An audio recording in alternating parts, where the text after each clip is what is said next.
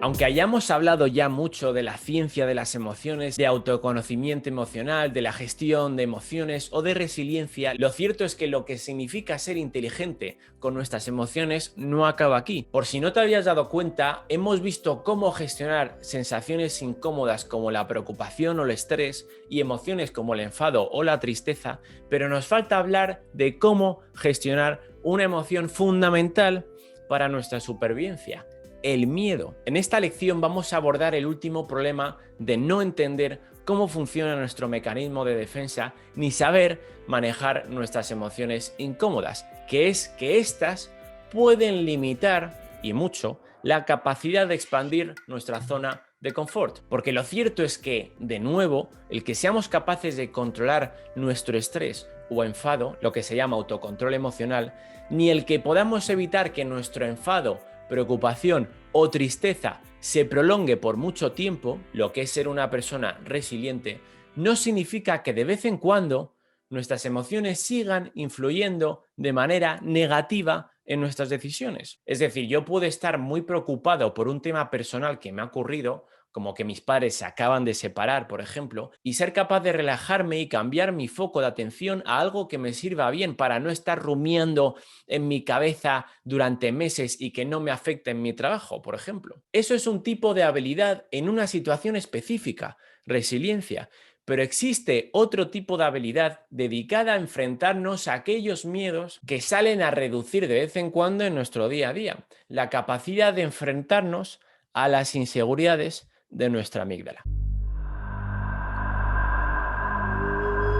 Imagínate, situación mítica donde las haya, que voy a una discoteca con mis amigos, a un garito con buena música, buen ambiente, perfecto para echarme unos bailecillos. Y de repente veo a la mujer más guapa que he visto en mi vida. Impresionante, pero no solo porque es guapa, yo soy de los que va mucho más allá, sino también por cómo mira, por cómo se ríe, los gestos que hace con sus amigas. Me paso como los siguientes 20 minutos pensando en si es una buena idea o no acercarme a hablarla, en si tendrá novio o estará soltera, en si me rechazará al intentar invitarla a una copa o no. Soy consciente de que quiero ir a hablar con ella, pero algo me frena y no sé qué es. Además, nunca le he hablado a una chica así de primera sin conocerla de nada y me empiezo a sentir mal, como un dolor en el pecho que me hace estar súper incómodo, y decido entonces pasar, cambiar mi foco de atención y seguir disfrutando de la velada, ¿no? Estar con mis amigos, que para eso he venido principalmente. Lo intento, me echo unos bailes con los amigos, charlamos un rato bebiendo algo, pero pronto me doy cuenta de que no se me termina de ir de la cabeza la chica esta. Como que me digo, tío, ¿y si te dice que sí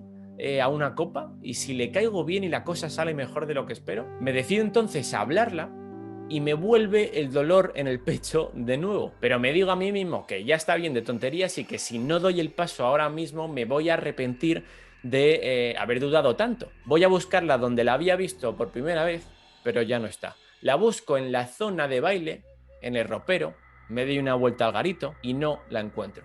Ha desaparecido y no la vuelvo a ver en mi vida. Imagina ahora que tu jefa te dice que necesita que des una presentación para los superiores de tu jefa, es decir, los jefes de tu jefa. Evidentemente es una gran oportunidad para ti porque nunca antes habías presentado delante de los jefes. De hecho, es el momento que estabas esperando desde hace mucho tiempo, que tus superiores te vieran en acción para que se fijaran en ti y con el tiempo pues te dieran más y más oportunidades en la empresa. Pero en cuanto tu jefa te ofrece la oportunidad, comienzas a sentir un poco de dolor muy incómodo en la tripa. Te nota un poco dubitativa y enseguida te dice, bueno, no te preocupes, si crees que no estás preparada se lo pido a Elena. Elena, que es otra compañera. Y tú, en ese momento, sin saber muy bien por qué, le respondes con un, en realidad no me parece mal que se lo digas a Elena porque yo tengo mucho trabajo y no sé si tendré tiempo para prepararme la presentación, la verdad. De acuerdo,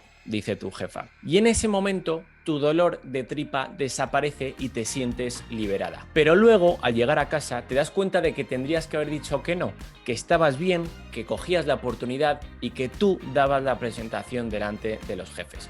Pero no lo hiciste y perdiste la oportunidad que sabes que en el fondo de tu corazón estabas esperando. ¿Qué tienen en común estas dos situaciones? En efecto, en ambos casos nos ha invadido el miedo y este ha conseguido influenciar cómo reaccionamos a lo que significa, según nuestra querida amígdala, una amenaza para nuestra supervivencia o bienestar. O dicho de otra manera, en ambas situaciones nos ha faltado seguridad en nosotros mismos. ¿Cuál es el resultado? Que ambos, en diferentes circunstancias, hemos perdido la oportunidad de probar nuevas experiencias, de expandir nuestra zona de confort, de crecer personal y profesionalmente y de ganar confianza en nosotros mismos. Y en la mayoría de las veces, el único sentimiento que queda después de que las inseguridades de nuestra amígdala controlen nuestras decisiones es el de arrepentimiento. Y nos decimos, pero ¿por qué leches no fui a hablar con esa chica? ¿O por qué no le dije que sí a mi jefa en ese momento? Que luego, ojo, a lo mejor no pasa nada, ¿eh? A lo mejor esa chica acaba no gustándome nada.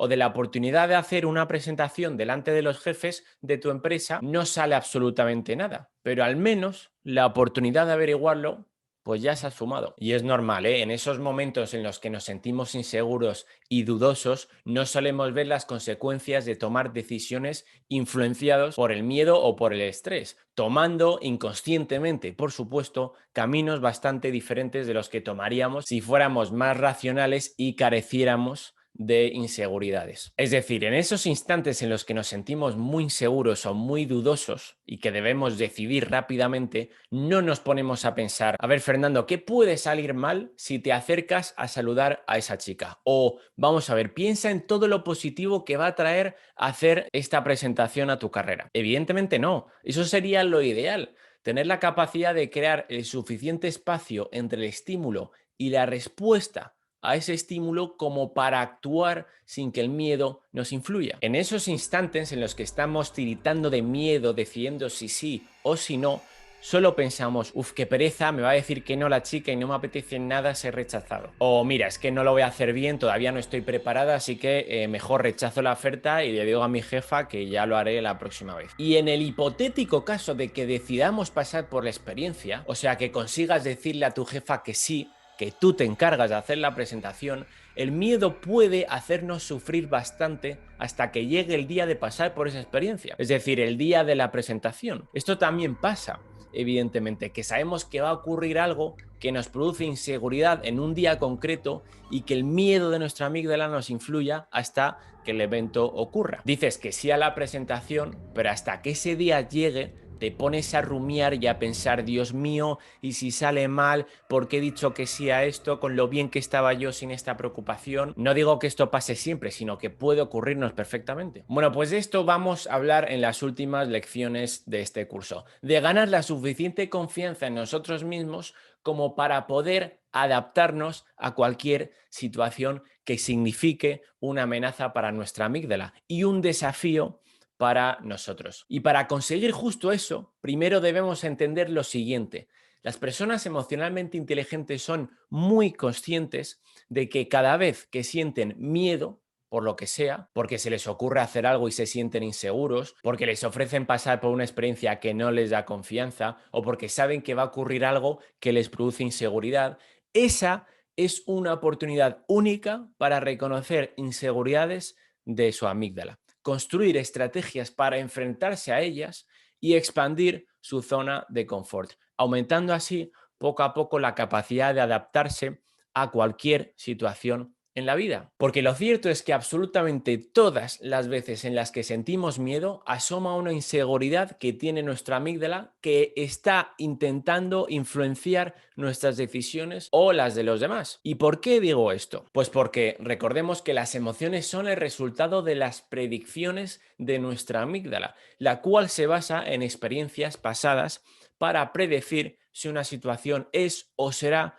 una amenaza para nuestra supervivencia. Con lo cual, cuando nos sentimos incómodos frente a la chica que nos gusta o por la posibilidad de presentar delante de los jefes, es porque nuestra amígdala está insegura y por lo tanto está intentando influir en nuestra toma de decisión para que no pasemos por la experiencia que la amígdala quiere evitar, para que no salgamos de nuestra zona de confort bajo ningún concepto. Eso ya lo sabemos. Por lo tanto, cuando una persona duda en si tomar una decisión u otra mientras se siente incómoda, ¿la hablo o no la hablo? ¿Debería hacer la presentación o decir que no estoy preparado? Podemos asegurar que esa persona en ese instante tiene miedo y está preocupada porque su amígdala se siente amenazada. Y nuestra amígdala se siente amenazada debido a situaciones de nuestro pasado y en muchos casos debido a nuestra infancia. Pero ¿cómo se forman las inseguridades de nuestra amígdala? Una forma de explicar cómo se forman nuestras inseguridades es de la siguiente manera. Durante nuestra infancia, cada vez que pasábamos por una experiencia incómoda para nosotros, por la razón que fuera, solíamos pensar, consciente o inconscientemente, de manera negativa sobre esas experiencias. Es decir, que pensábamos que esa experiencia era de alguna manera mala para nosotros o que nosotros no debíamos estar en esa situación. Cuanto peor pensábamos sobre ciertas experiencias, mayor probabilidad existía de que nuestra amígdala se sintiera amenazada sobre esas mismas experiencias en el futuro. En resumen, cuanto más pensábamos sobre experiencias similares, peor nos sentíamos, peor pensábamos sobre esas situaciones debido a que nos sentíamos mal y por lo tanto peores predicciones hacía nuestro cerebro sobre esa misma situación en el futuro. Era una especie de círculo vicioso y sigue siéndolo porque como adultos nos sigue ocurriendo lo mismo. Y después, tras varias situaciones parecidas en las que la amígdala sentía peligro, la experiencia se convertía en una amenaza, sintiendo inseguridad y miedo de ahí en adelante y pensando hacia una dirección que evitase pasar por esa experiencia de nuevo. Sé que esto es un poco lioso, así que voy a poner un ejemplo de esos que tanto me gustan. Imagínate que yo tengo 5 años y me toca salir a la pizarra a resolver un ejercicio de matemáticas delante de toda la clase. Lo típico que se hace hacer a los niños en el colegio. Yo salgo tranquilamente y empiezo a realizar el ejercicio, pero pronto lo empiezo a hacer mal. Evidentemente, porque era bastante mal en matemáticas de pequeño. Y de repente, los demás niños se empiezan a reír. Me vuelvo a mi silla y empiezo a sentirme triste y avergonzado por lo que ha pasado, ¿no? Porque no he hecho el ejercicio bien y mis compañeros se han reído de mí. Y empiezo a pensar en eso, en que todos se han reído de mí y que soy una persona fácil de juzgar y que no debería volver a salir a la pizarra porque no es un lugar seguro para mí, ¿vale? 2 años después, ya más mayor, me sacan delante de toda la clase de nuevo a recitar un poema en la clase de lengua y voy muy bien, me lo sé todo y puedo recitarlo sin problemas y tal, pero a la mitad del poema me equivoco y me empiezo a estresar mucho porque no me acuerdo de la letra y me va a poner mala nota la profesora y mis padres se van a enfadar. El caso es que me cuesta arrancar de nuevo con el poema y al final lo recito, pero me acabo equivocando varias veces. La profesora me pone un 5 de 10 de nota y me vuelvo a sentar en mi mesa otra vez triste y avergonzado por haber sacado una mala nota en lengua y no haber podido terminar de recitar el poema bien. Y empiezo a pensar de nuevo que qué malo soy memorizando cosas y que qué tonto soy y vuelvo a pensar y casi afirmar que salir a la pizarra delante de mis compañeros no es un lugar seguro para mí. ¿Qué ocurre después? Que como ya sabes, lo que quiere nuestro cerebro es protegernos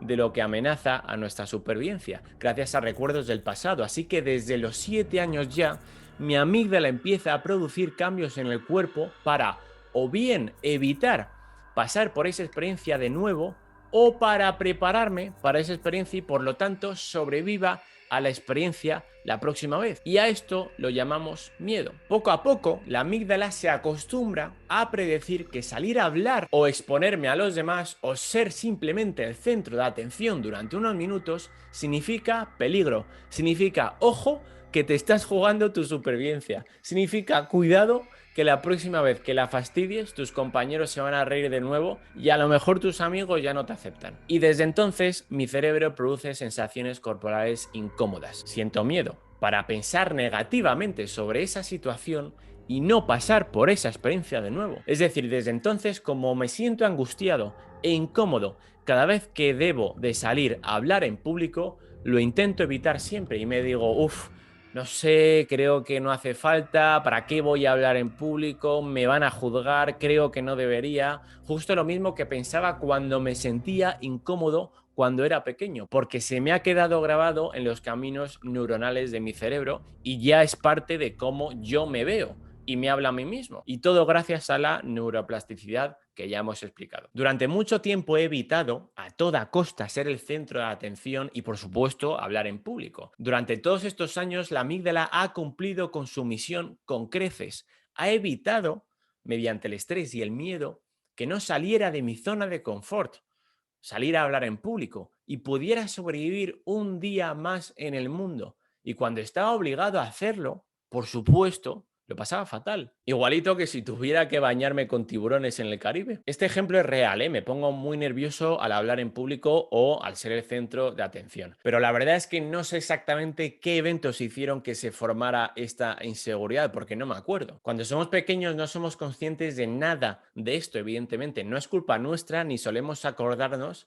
de los eventos que produjeron nuestras inseguridades. En cierta parte porque el área del cerebro que da sentido de manera lógica a lo que nos ocurre, la corteza prefrontal, es la parte del cerebro que más tarde se desarrolla y en estas edades está muy poco desarrollada. Pero lo cierto es que si los adultos, como los padres o los profesores, ayudan a los niños durante esas edades a gestionar estos momentos incómodos y a pensar en positivo y no en negativo cuando se sienten mal, pues los niños crecerán sabiendo gestionar esas situaciones y llegarán a la edad adulta con muchas menos inseguridades. Pero bueno, eso ya es otro tema para otro curso. El caso es que todos tenemos inseguridades que limitan nuestra capacidad para expandir nuestra zona de confort y desarrollar adaptabilidad. Pero solo si somos inteligentes con las emociones, sabremos cómo enfrentarnos a esas inseguridades. Por eso, las personas emocionalmente inteligentes, al comprender que su miedo representa una inseguridad que les está limitando de alguna manera, diseñan estrategias para enfrentarse a esa emoción, conseguir pasar por esa experiencia y adaptarse a cualquier situación que su amígdala encuentra incómoda. Pero ¿cómo lo hacen? ¿Cómo consiguen las personas emocionalmente inteligentes enfrentarse a sus miedos y adaptarse a cualquier situación? Pues vamos a verlo en la siguiente lección.